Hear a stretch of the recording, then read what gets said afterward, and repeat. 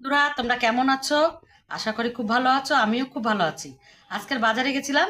এই দেখো, এই লাউ পাতা নিয়ে এসেছি, বেগুন নিয়ে এসেছি, এই যে আলু, এটা পাঁচ মিশালিয়ে একটা তরকারি করব।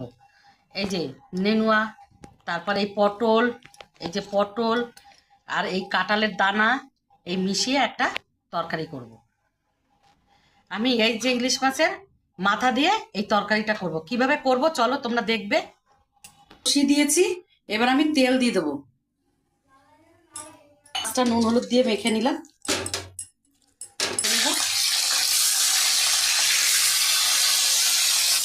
আমার মাছটা ভাজা হয়ে গেছে, মাথাটা আমি এবার তুলে নেব।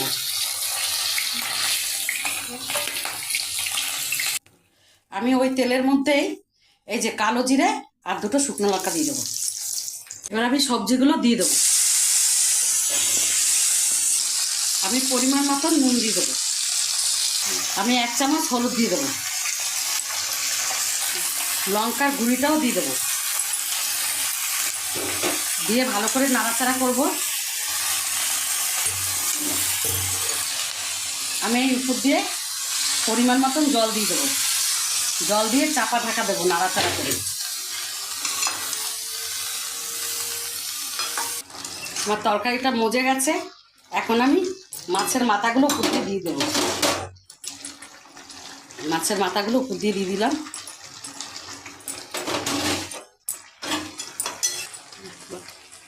আমি একটু উপর থেকে 1 চামচ চিনি দিয়ে দেবো। ভালো করে নাড়াচাড়া করে নিলাম। এবার আমি নামিয়ে দেবো। বন্ধুরা, আমার তরকারিটা হয়ে গেছে। ভালো লাগলে একটা লাইক কমেন্ট শেয়ার করে দিও। আর আমি কিভাবে করলাম তোমরা এরকম বাড়িতে বানিয়ে খেও। ইউটিউব থেকে দেখলে আমার চ্যানেলটা সাবস্ক্রাইব করে দিও, আর ফেসবুক থেকে দেখলে পেজটাকে ফলো করে দিও।